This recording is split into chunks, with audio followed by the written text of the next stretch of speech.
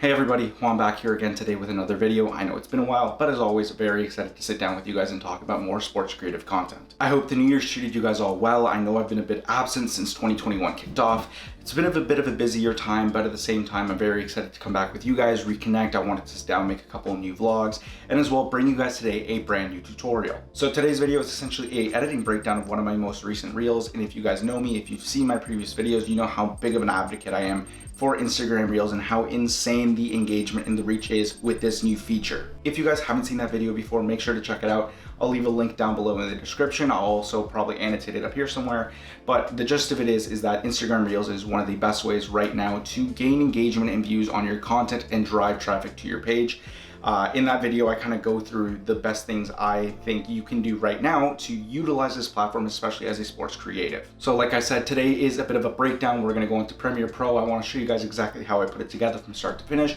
One, to give you guys a background onto my editing process and how I start from nothing and end up with a final product, but at the same time to show you guys what's unique about this reel and kind of talk a little bit about the ways I shot this to make it unique. So without further ado, here is the reel, and then right after that, we're going to hop into Premiere Pro and I'll show you guys exactly how I created this video.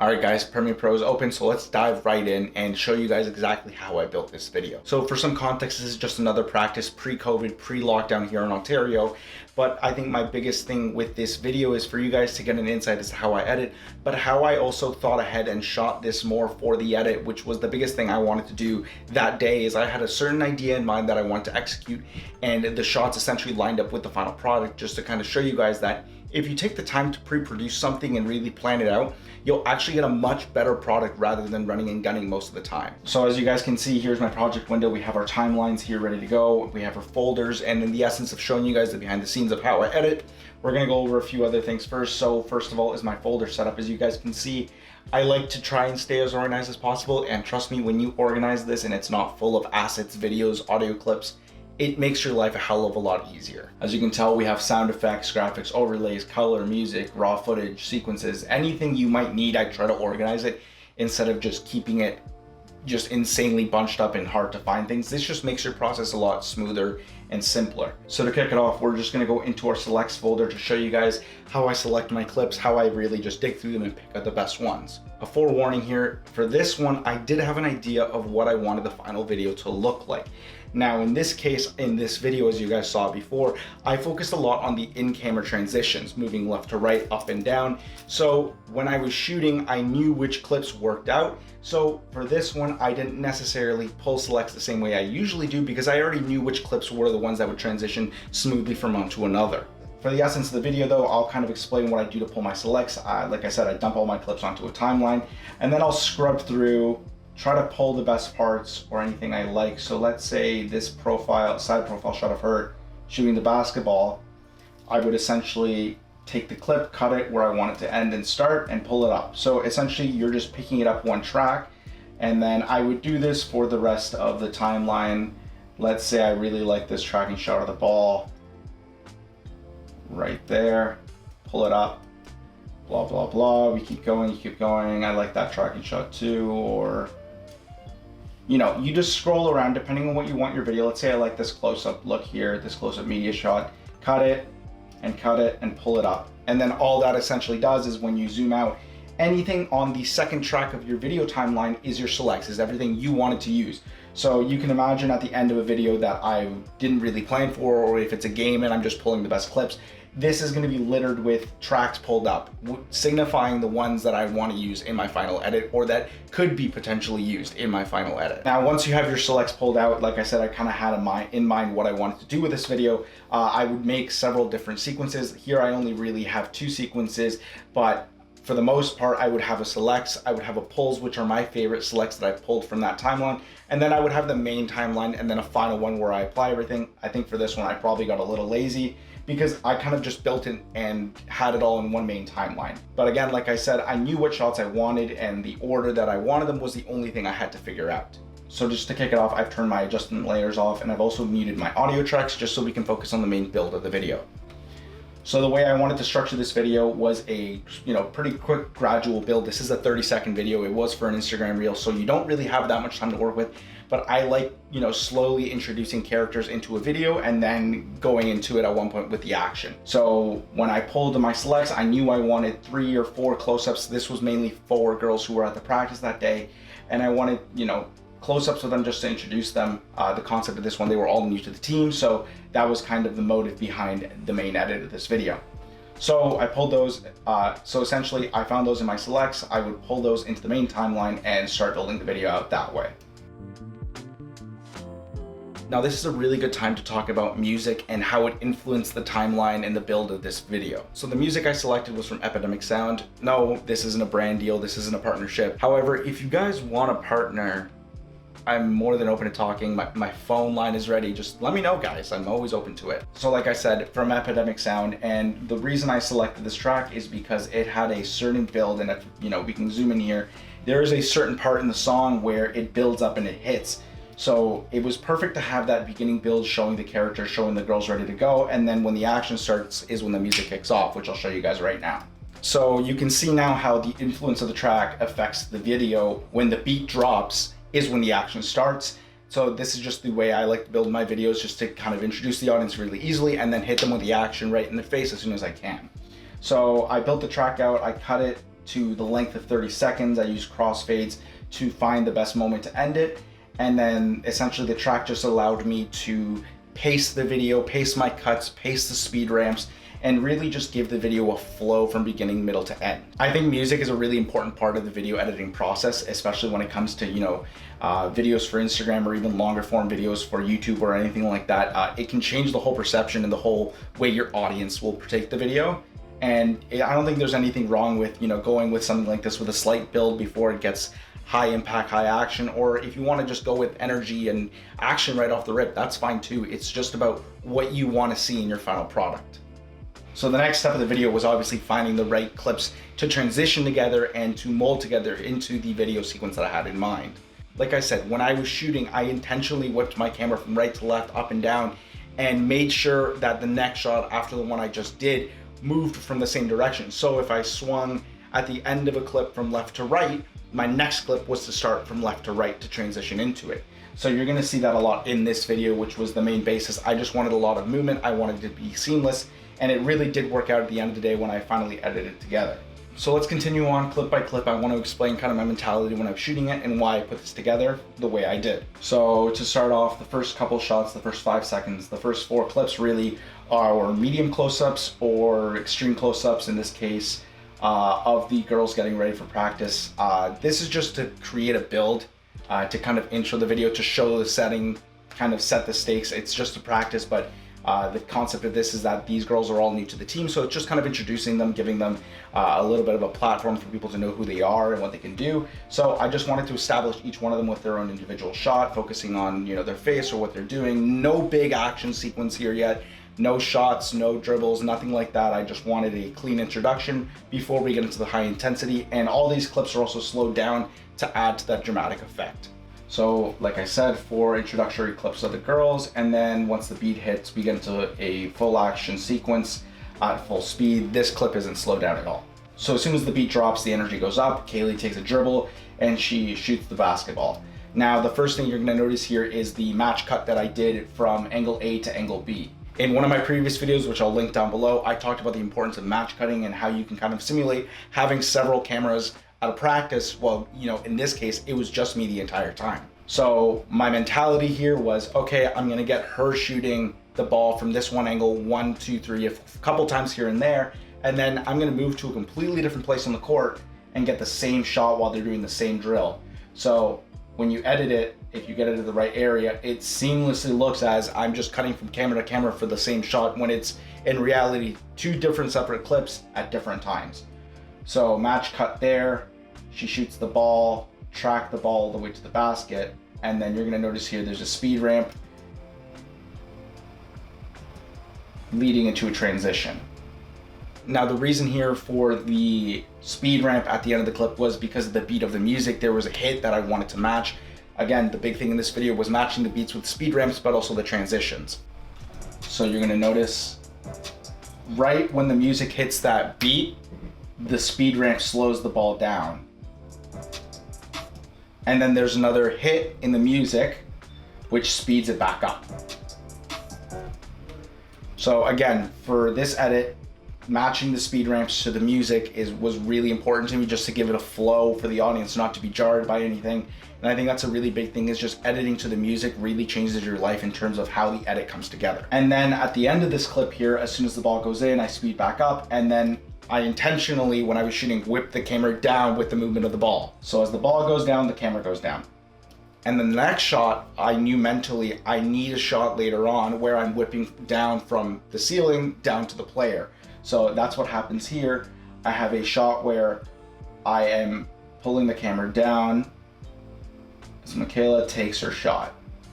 So you can see when I edit it together, it's a pretty seamless transition from the ball going down, and at real time, the eye isn't quick enough to catch that blur. The motion blur hides it, and you just don't think about a cut being there. And even slowing it down, it looks pretty natural. Like, the movement is so seamless that it hides the cut perfectly, and it gives the audience the vibe that there wasn't a cut there in the first place. So with the speed ramps on this second clip, I'm using the music as a marker for me to know when to speed up and slow down. Play it real quick. So the biggest thing there is just using certain sounds and certain hits in the music to really up or slow down the tempo of the video and the clip in particular. So goes up, speeds down when the music hits, and then there's kind of a diagonal downward motion that I did when I shot this, and then it just so happens I found a clip of Haley here that really has that similar right to left motion. So when I combine this kind of diagonal downward motion with that left to right, it looks seamless because the movement is heading in the same direction as the next clip. So it's just, when I was shooting, I just knew, okay, if I'm ending this clip on the left, I need to come from the left for the next clip. So the ball goes in, camera movement, both clips have it to hide it. And then Haley comes here, does a reverse layup. Again, like before, keyframes to slow the video down, to slow down the frame rate. That hit is where I'm cutting to then speed up the video. The ball goes in, and then the movement for this one was down and to the right.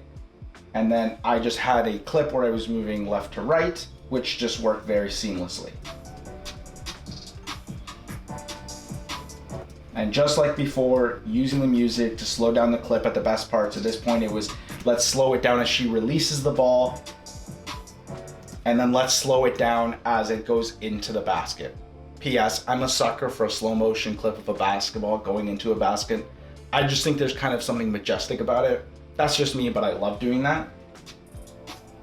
And then, just for continuity's sake, I end off the video on a fade to black, but there is another camera movement downwards, just for that continuity, and on the logo. To end kind of my shooting mentality when I was actually in the field doing this, the biggest thing I want you guys to take away is that it can't hurt to actually take time to plan out a video and really break it down into even the transitions and the music, having it beforehand. In this case, I didn't have the music beforehand, but I knew I wanted there to be motion, in-camera transitions, and at the same time, I wanted there to be points where the speed ramps would correlate to the music.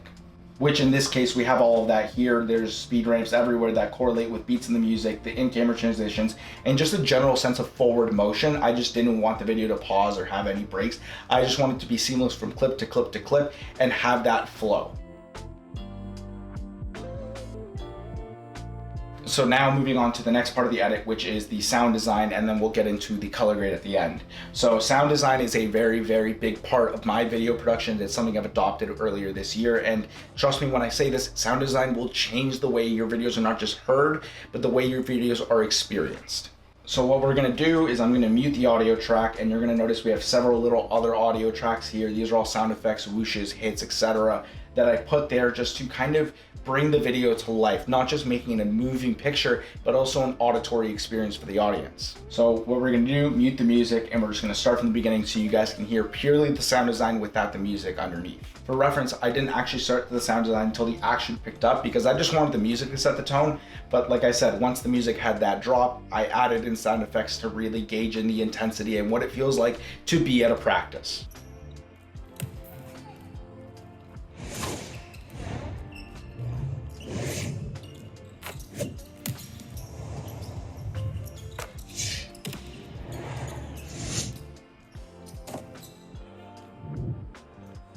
So as you guys probably heard in there, lots of whooshes, lots of basketball sound effects, lots of ambiance, and that was the big thing. I wanted the audience to not just see the girls at practice, but feel like they could hear and feel like what it's like to be at that practice with them. So we'll just go kind of track by track and I'll explain what I have lying around. So the first track I have here underneath is, it's very faint, but it's actually the sound of shoes hitting the gym, a coach yelling. This is all stock audio that I got in a basketball sound effects pack by Ty Rogers. Shout out Ty Rogers if you don't know his work. One of the best DPs in the sports world. Great talented guy. Came out with this basketball pack. I highly recommend it. I will also link it down below. Very worthwhile investment, especially if you shoot basketball. So we'll just keep going on here and I'll kind of explain what I have. I have a lot of dribbles. I have a lot of, impact sounds to represent the ball either going into the net or hitting the ground. Here we have a whoosh mixed in with a net sound. I like to use whooshes a lot when they're speed ramps just to, emphasize that slow down or speed up in the clip. Because I feel like seeing the clip slow down is one thing, but if there's a whoosh sound effect when it slows down, it just brings a little bit more life to the video. So right there, that's both mixing the audio with the speed ramp, but also the action. She's getting ready to shoot, there's a slow whoosh, and then she releases the ball, and then there's a bigger whoosh. The sound of the ball going into the net. Very crisp, very clean. Again, Ty Rogers basketball pack, very great sound pack, but it's just, if we mute this, it doesn't have the same effect if we go from here and then have the sound effect. It makes it sound real. It gives it life, which is the biggest thing with sound design. It gives your videos and your clips life to them. So you might have just noticed there, the transitions themselves, I like to have transitions with audio because, seeing it swipe left to right seamlessly is great, but if there's a sound associated to it, you're even more enticed by it. So once again, you hear the whip, there's a dribble, a bit of a slower whoosh, as she slows down to do the reverse layup. Another net sound. And then several whooshes to signify the slowdown as she gets ready to shoot. And then a faster whoosh once the speed ramp goes up, correlating with her actually shooting the ball. And there's a final basket net sound effect, slowed down a little bit to correlate with the slow motion with the ball going in. And then a final whoosh with that final camera movement to end the video. So when you put it all together, the video sounds like this.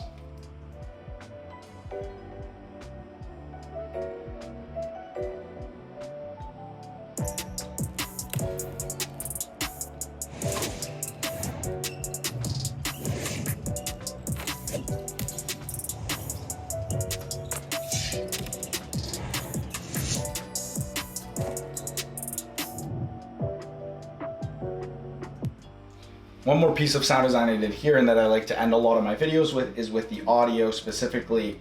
For this one, Premiere. As I was saying, one thing I'd like to do is ending my videos with a bit of a low pass filter, which kind of gives that muffled underwater sound for music. If I toggle it, it sounds the same, but if I turn it on, it kind of gives it a muffled, muted sound, which I think just kind of emphasizes the end of the video a lot better. But as you can see, there's a huge difference from having no sound design whatsoever to having sound design and music together working seamlessly to create a video. Sound design is something I have in mind when I'm doing this, but I usually build it in after my main timeline. I think moving forward, I'll probably do a video focusing purely on sound design because I think that's a whole separate entity of its own to talk about. But I hope this gives you guys some insight as to how I use sound design in my videos to kind of bring it to life and bring the audience into the environment. Like I said, I wanted people to feel the intensity of a practice, and using sound design was one of the main ways I did it. The last part of this breakdown is going to be the color grade that I do for this video. My color grading style is a bit different in comparison to what other people do. Some people do one adjustment layer, some people edit directly in the clip. I like to use 4 different adjustment layers. And I'll go through those one by one now so you guys get an idea. So my first adjustment layer is my big kind of adjustments. For this one, I didn't necessarily need to use this as much, but typically this is my saturation, my contrast, my blacks and whites, things I like to use in order to get my clip back to normal. Especially in this case, I shot an S-Log3, so as you can tell, it's really flat. It's not that attractive. So if I turn this on, you're gonna notice a small change.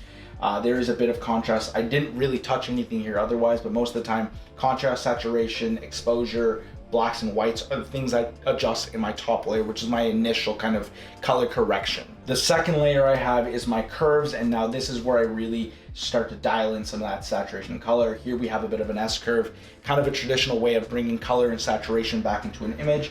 But I also have my hue and saturation curves as part of this here, where I adjust colors, where I adjust hues to change the color or maybe give it a bit of a different look.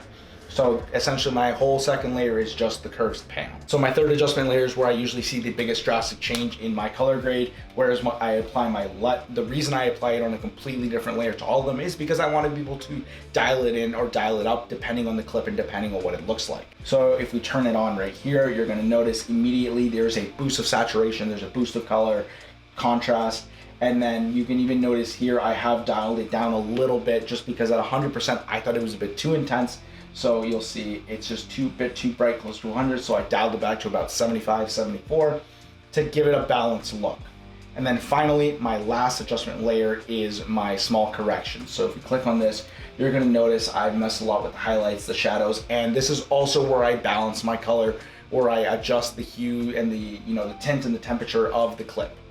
So if we turn this on, you're gonna notice that there's an immediate shift in the highlights and the contrast and the shadows, and as well as the temperature and the tint of the clip. And you can see that I also split this up. The bottom layer, depending on the video and how different the environment changes, I will have either the same color grade or I will adjust it depending on the clip. So in this case, compared to this one, you're gonna notice here that the highlights and the shadows are, highlights are brought down, shadows are bumped up, the temperature and the tint are switched a bit.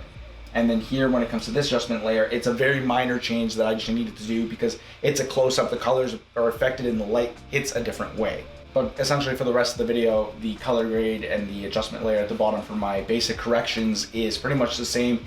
In this case, the LUT did a lot of the fixing for the contrast adjustments, etc. You won't always have a LUT that does that. If you use LUTs, you won't always find some that do all those corrections. Sometimes you might have to use a conversion LUT. But I think down the road, I'll probably make a color grading, color corrections video. But in this case, I made some adjustments, applied the LUT, and then corrected the video and the rest of the color as I saw fit. You're also gonna notice here on the top level, I have a 8mm grain. Sometimes I like to add a little bit of grain to my videos to give it a filament look. But at the end of the day, I decided I liked the way it came out straight at the camera. This was like my second time shooting with the A7S III. And I just really liked the image out of the camera, pardon me.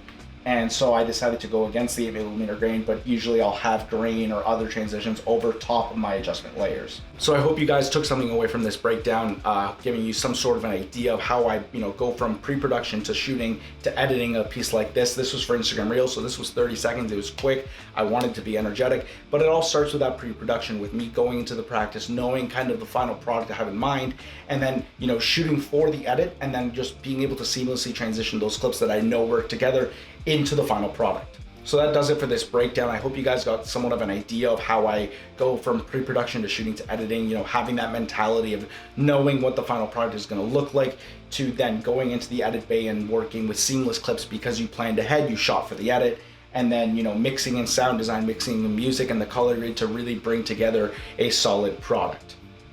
If you guys enjoy this video, please consider liking it, and also please consider subscribing if you enjoy this type of content. Even though I didn't post a video for about a month, sorry guys, that's my fault. But even though I didn't, I still saw an uptick in subscribers. I think we're about the 173 mark right now. We're almost at 200, which seems insane considering I didn't think I was gonna hit 100 before the new year, and I did. So please consider subscribing if you haven't. I am more than welcoming anybody to join this community. I'm really enjoying this journey and process with you guys. That does it for me though. Until the next video, peace.